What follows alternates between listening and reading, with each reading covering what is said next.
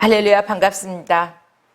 복음으로 사는 사람이라는 말씀의 제목으로 함께 은혜 나누려고 합니다.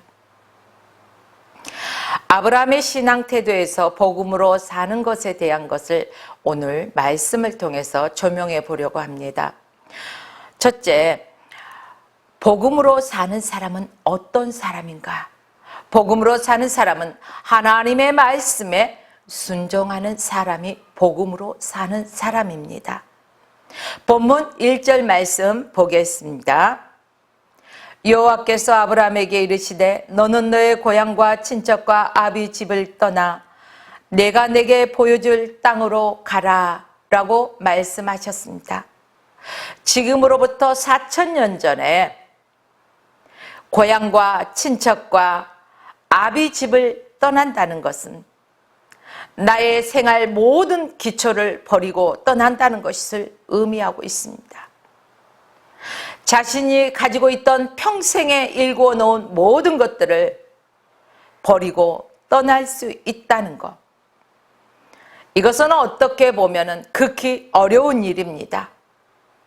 사랑하는 여러분들이요, 고대 사회에서 혈연과 지역 중심에서요 떠났을 때 그들의 생명에도 위협을 느낄 수 있는 고대 사회의 그 환경이었습니다.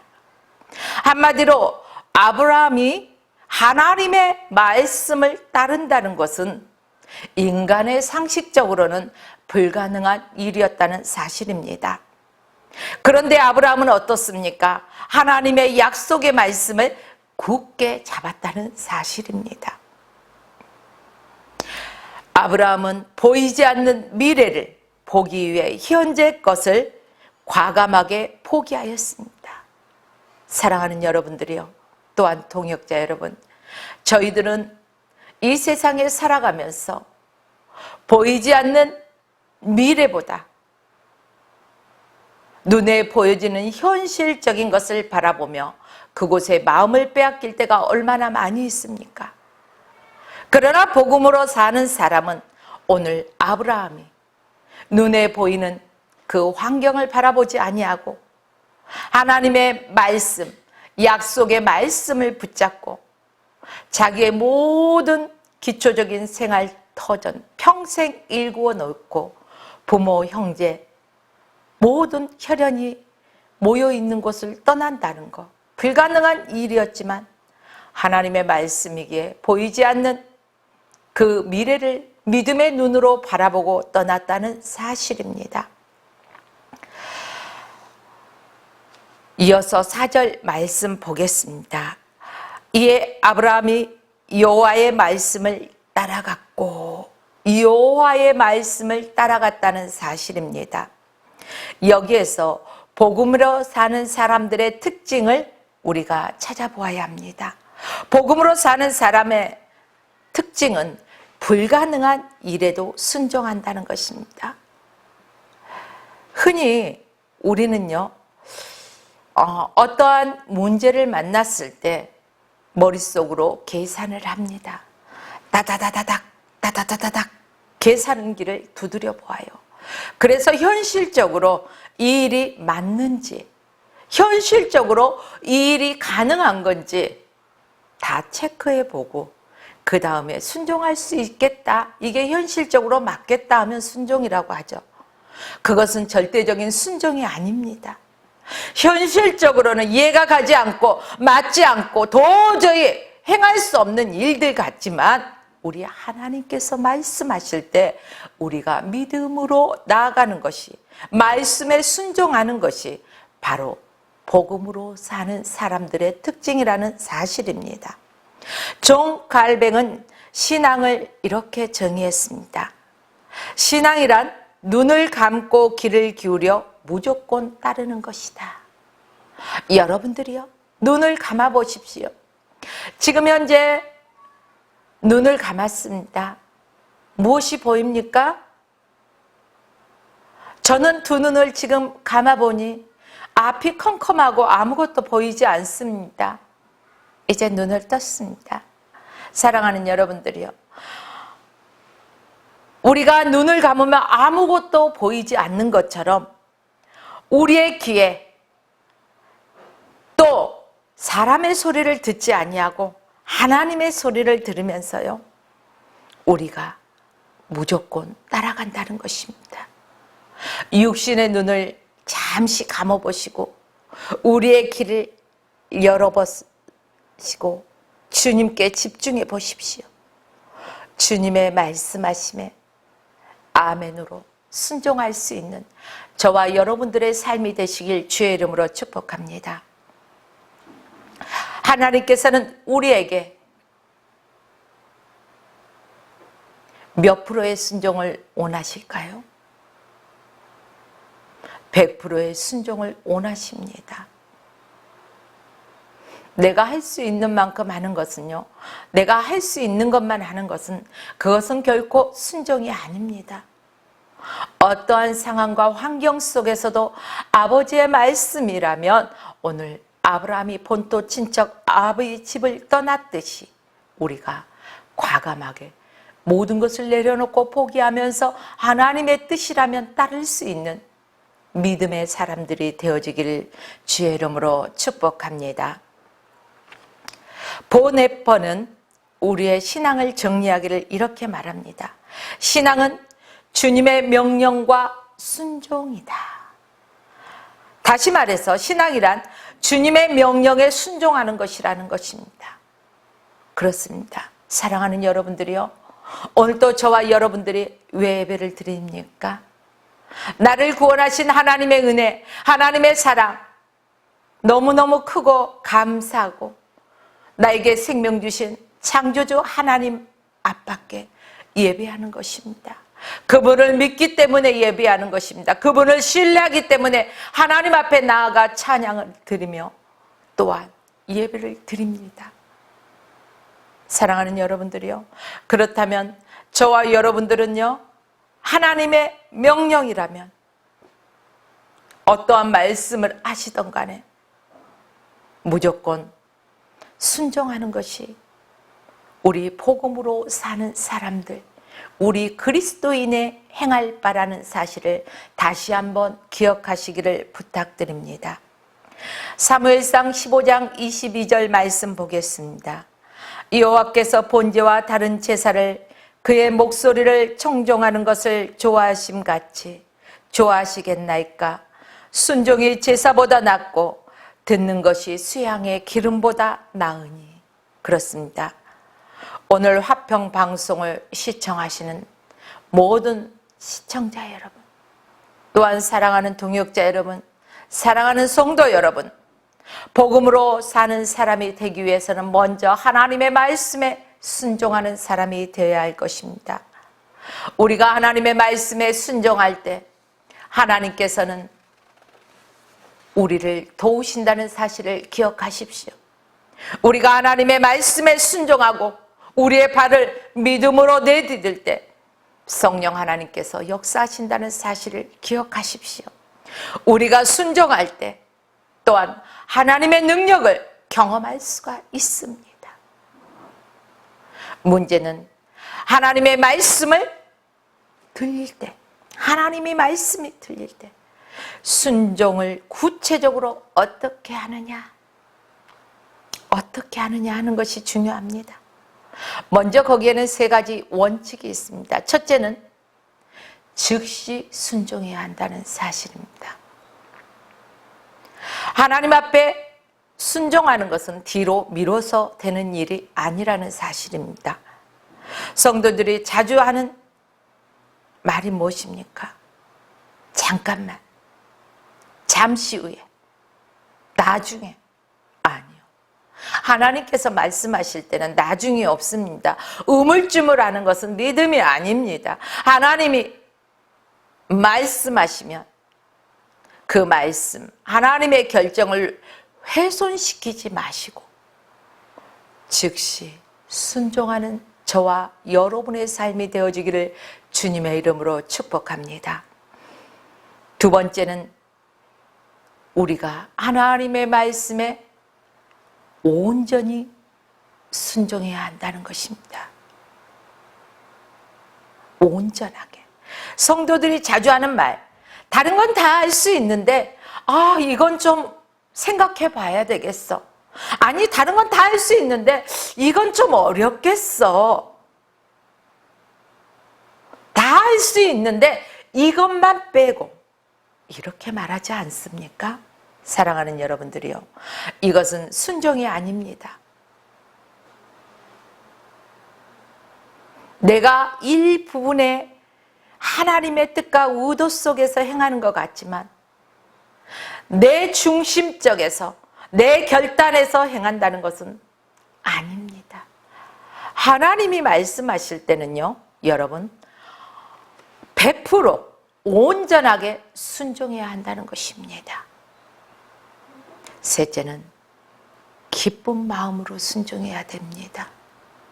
뭐에 억지로 끌려가듯이, 우거지상이 되어서 끌려가듯이 하는 것이 아니라 자원하는 심령으로, 기쁨으로, 감사함으로 하나님께서 말씀하실 때 순종해야 한다는 것입니다.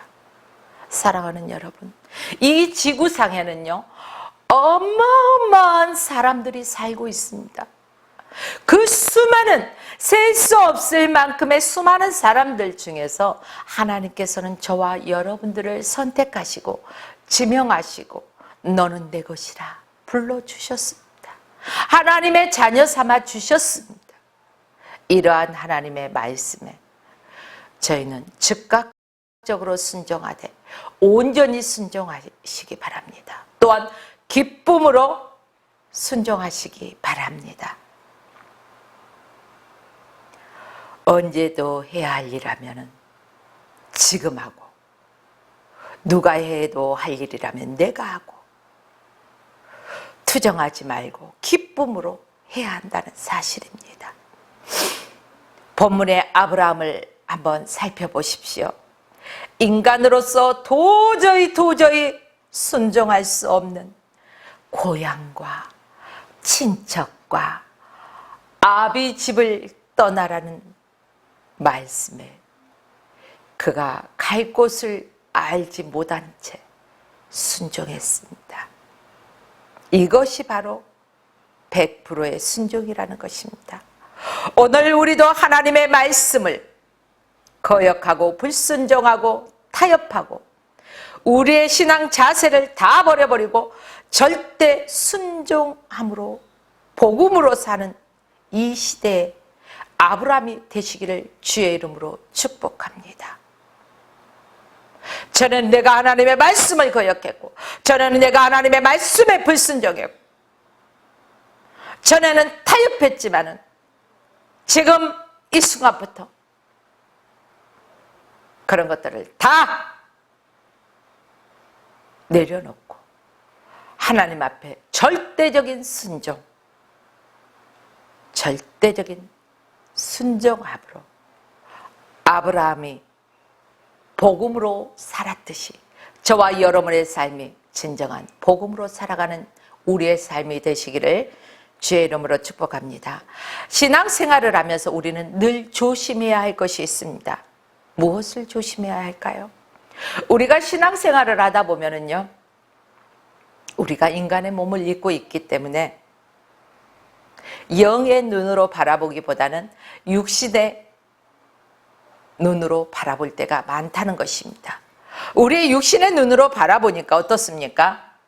가끔은 색안경을 끼고 보기도 합니다. 가끔은 편중된 생각을 가지고 바라봅니다. 내 시각으로 국가를 바라보지요. 내 시각에서 경제도 바라봅니다. 내 시각에서 교회도 바라봅니다. 내 시각에서 이웃도 바라봅니다. 그러나 여러분들이요, 중요한 것은 내 시각으로 바라봤을 때는 어떻습니까? 희망이 있습니까? 아니요. 그곳에는 절망과 좌절뿐이라는 것입니다. 하나님께서 주신 우리의 영의 눈으로 바라보십시오. 보이지 않는 것들이 보이는 것처럼 믿음은 보이지 않는 것들의 증거라는 것입니다. 보이지 않는 것들의 실상이에요. 그렇기 때문에 믿음의 눈으로 청사진을 그려가면서 믿음의 눈으로 이 나라를 바라보시며 기도하십시오. 믿음의 눈으로 경제를 바라보며 기도하십시오. 믿음의 눈으로 교회를 바라보면서 이 시대의 교회를 위해서 기도하십시오. 믿음의 눈으로 성도 한 사람 한 사람을 바라보시고 마음에 품고 기도하십시오.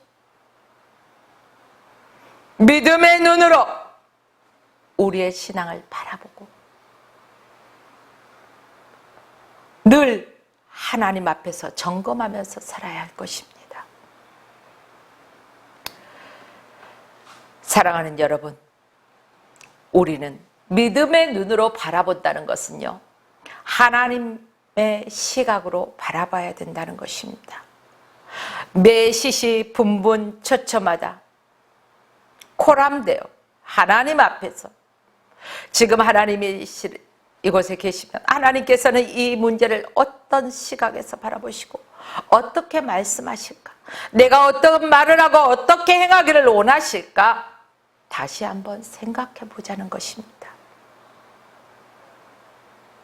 사랑하는 여러분들이요, 지금 이 나라 이 민족, 아니 세계적으로는 매우 힘든 그러한 환난 가운데 있습니다. 그저 생겨진 환난이 아닙니다.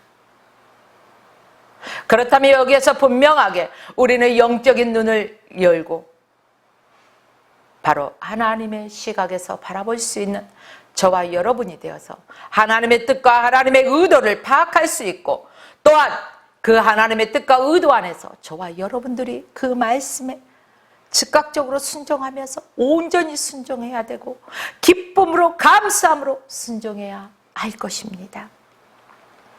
사랑하는 여러분, 이 시대에 저와 여러분이 믿음의 눈으로 바라보시기 원합니다. 창세기 15장 6절 말씀 보실까요? 아브라함이 여호와를 믿으니 여호와께서 이를 그의 의로 여기시고, 하나님께서는 어느 시대에나 성도들의 가진 것을 보지 않았습니다. 성도들의 상황을 보는 것이 아니라 그가 많이 가지고 조금 가지고, 그가 명예 있고 없고, 이걸 바라보신 게 아니라는 것입니다. 하나님은 시대를 넘나들면서요, 믿음을 보셨다는 사실입니다. 오늘 이 시대도 하나님께서는 믿음 있는 자를 찾고 계십니다.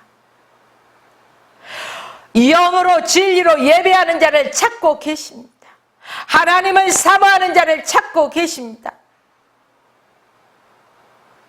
사랑하는 여러분들이요, 믿음이 없이는 하나님을 기쁘시게 할 수가 없다고 하였습니다. 저와 여러분의 삶은 하나님을 기쁘시게 하는 삶을 살아가고 있습니까? 아니면 사람의 비유를 맞추면서 아부도 적당히 해가면서 타협하면서 살아가십니까? 저는 여러분들이 어떠한 삶을 살고 있는지 알지 못합니다. 그러나 사랑하는 여러분들의 분명한 것은 하나님께서는 저와 여러분의 삶을 지켜보고 계십니다. 우리의 믿음을 확인해 보고 계십니다. 오늘 창세기 15장 6절 말씀처럼 아브라함이 여호와를 믿으니 여호와께서 이를 그의 의로 여기시니라. 믿음으로. 그렇습니다.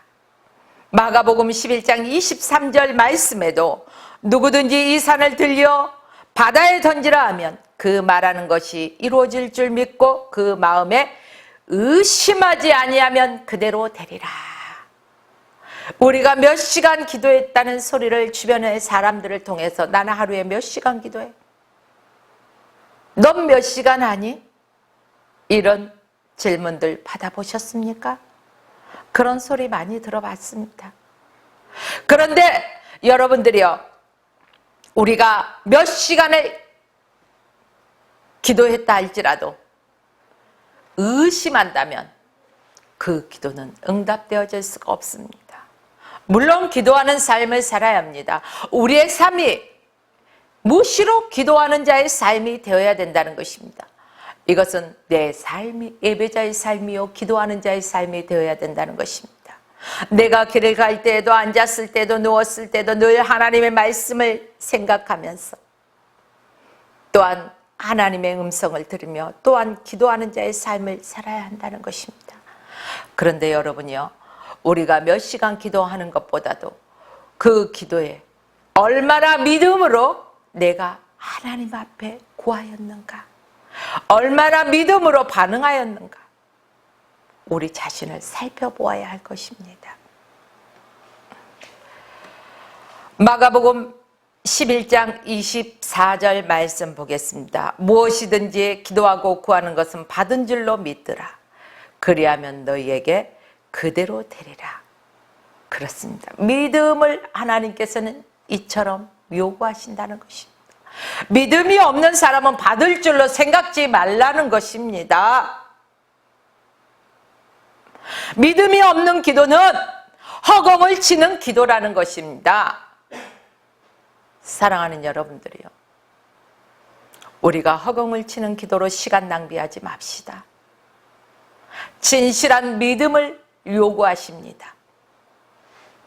하나님께서는 각자의 믿음을 달아보십니다. 우리가 그 믿음에 응답하는, 믿음으로 응답하는 저와 여러분의 삶이 되어야 할 것입니다. 히브리서 11장 6절 말씀 보겠습니다. 믿음이 없이는 하나님을 기쁘시게 못하나니 하나님께 나아가는 자는 반드시 그가 계신 것과 또한 그가 자기를 찾는 자들에게 상 주심을 믿어야 할지니라. 그렇습니다. 저와 여러분의 삶이 하나님을 기쁘시게 하는 참 믿음의 소유자가 되시길 주의 이름으로 축복합니다. 저와 여러분의 삶이 날마다 하나님의 얼굴을 구하며 하나님을 찾는 자의 삶이 되시기를 주의 이름으로 축복합니다. 사랑하는 여러분들이요, 우리 하나님은 어떤 분이십니까?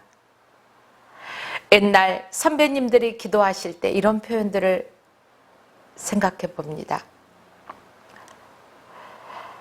천지를 창조하신 분, 그분이 나의 하나님이십니다. 천지 창조하신 하나님, 모든 것을 다스리시는 분이 나의 하나님이십니다. 그렇습니다. 믿음의 선진들의 고백에서 그치는 것이 아니라 오늘 저와 여러분들의 고백이 되어야 됩니다. 사랑하는 여러분들이요, 하나님은 무소부재하신 하나님이십니다. 하나님의 존재와 섭리가 있지 않는 것이 없다는 것입니다. 하나님은 전지전능하신 하나님이십니다.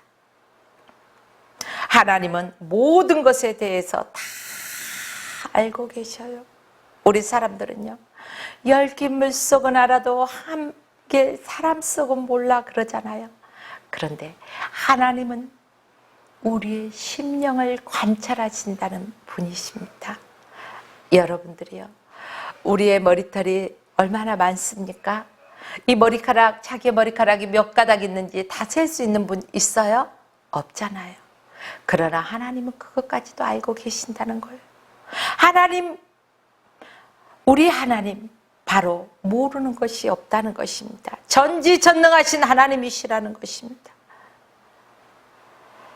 무소불위하신 하나님이십니다. 못하는 일이 전혀 없으십니다. 그렇기 때문에 여러분들이요, 온전하신 하나님, 우리를 구원하신 하나님, 천지를 창조하신 하나님, 생사화복을 주관하신 하나님,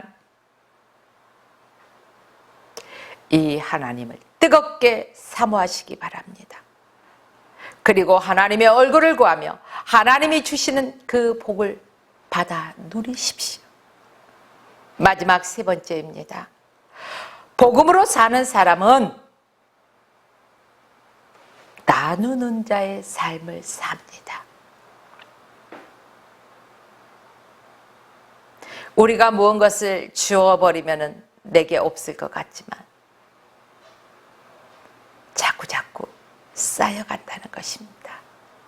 무엇이든지 한 군데 물이 고여 있다면요, 그 물은 썩습니다. 그러나 흐르는 물은 썩지 않습니다.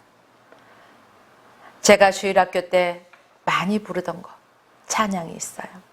사랑은 참으로 버리는 것, 더 가지지 않는 것. 사랑은 참으로 버리는 것, 나누라는 것입니다.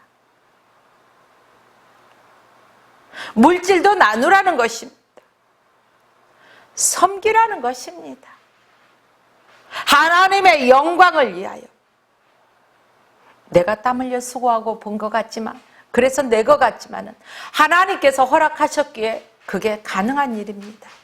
그러므로 우리는 우리에게 물질을 맡겨주신 하나님께, 또한 하나님의 영광을 위해서 그 물질도 사용할 수 있어야 되고, 나의 생명도 하나님의 영광을 위해서 복음 전하는 자로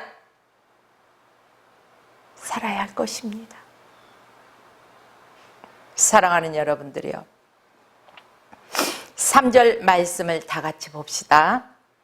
너를 축복하는 자에게 내가 복을 내리고 너를 저주하는 자에게는 내가 저주하리니 땅의 모든 족속이 너로 말미암아 복을 얻을 것임이라 하신지라. 아멘. 너를 축복하는 자에게 내가 복을 내리고. 사랑하는 여러분들이요, 여러분들은 한번 자신을 이 시간 생각해 보십시오.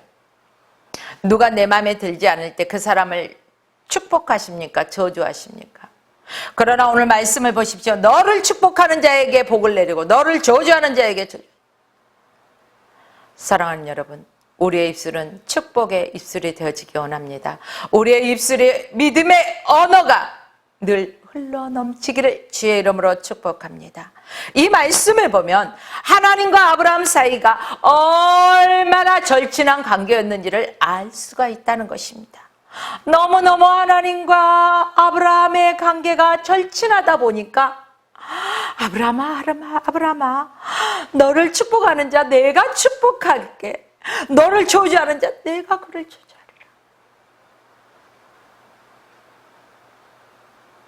오늘 이 아브라함에게 주셨던 말씀이요, 제가 20대 중반 때 기도하다가 이 말씀을 나에게도 주셨습니다. 그 전에는 사람을 미워하면서 악담도 하고 때로는 뒷담화라고 하죠. 그런 것도 했었어요. 그런데요, 이 말씀을 나에게 주신 이후로는요, 누구에 대해서 함부로 말하기가 어려워요. 왜? 너를 축복하는 자 축복하고 저주하는 자 저주한다고 했는데, 그러면은 누군가를 위해서 나도 늘 축복을 빌어줘야지, 저주하지 말아야지, 뒷담화치지 말아야지, 악담하지 말아야지. 늘 하나님이 주시는 우리 그리스도인들은 믿음의 언어를 사용해야 한다는 그 사실을 시시각각 인지합니다. 그리고 노력합니다. 사랑하는 여러분들이요, 아브라함에게 애칭이 있어요. 아브라함의 애칭은요, 열국의 아버지, 하나님의 백성, 선지자, 하나님의 종이라는 애칭이 있습니다. 여러분들은 어떤 애칭을 듣고 사십니까?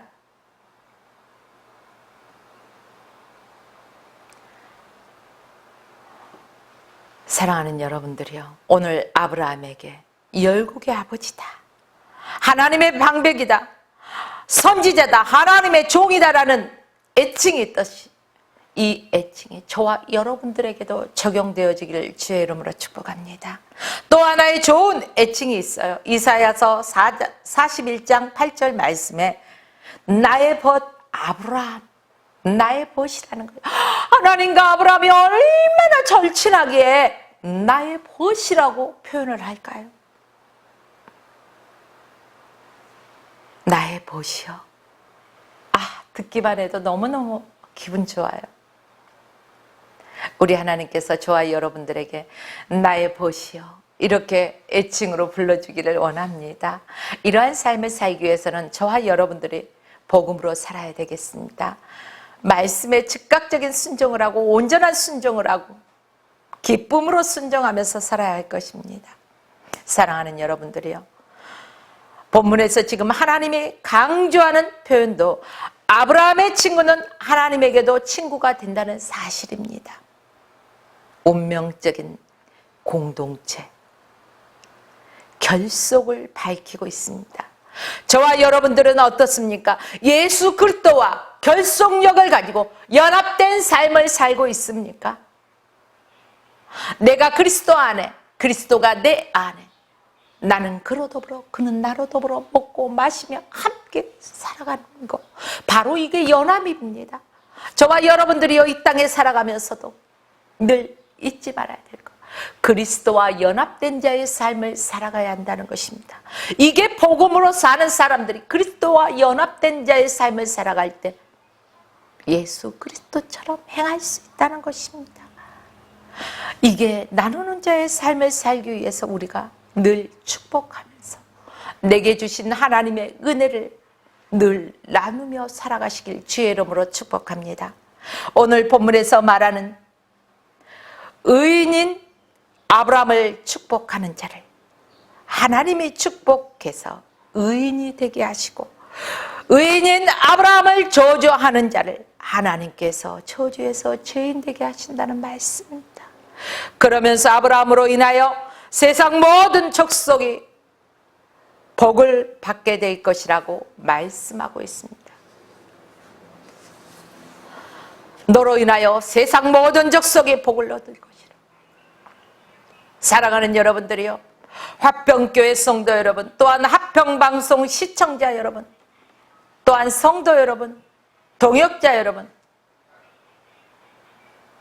우리 모든 그리스도인 한 사람 한 사람을 통해서 이 세상 모든 족속들이 복을 얻기 원합니다. 그렇게 되기 위해서는 저와 여러분의 삶이 반드시 이루어져야 될 것은 복음으로 사는 자가 되어야 할 것입니다. 저와 여러분들은 복음의 빚진 자입니다. 복음의 빚진 자로서 복음으로 철저하게 순종하면서 하나님의 말씀과 그 의도 안에서 살아가야 할 것입니다. 사랑하는 여러분들이요, 여러분들 복덩어리라 이런 말씀 들어보셨습니까? 복덩어리. 저의 개인적인 예를 한마디로 말씀드릴게요. 저희 시아버님께서요, 경찰 공무원에 계시다가 또 정년퇴직을 하시고 한 30여 년 전에 이제 그 경찰서 앞에 사법대소서죠, 그런 것을 하셨습니다. 경찰직에 조사기에 평생 계셨다 보니까 그 업무를 하셨는데 별로 손님이 많지 않아요. 그런데 저희 딸이 태어나고 나서요, 그날 딸이 태어난 날부터 손님이 끊이지 아니하고, 퇴근 시간이 돼서 문을 닫아야 되는데도 계속해서 손님이 찾아오더라, 이런 말씀을 하시더라고요. 그래서 그 아이를 낳은 날 아버님이 늦게 오셨더라고요, 병원에를.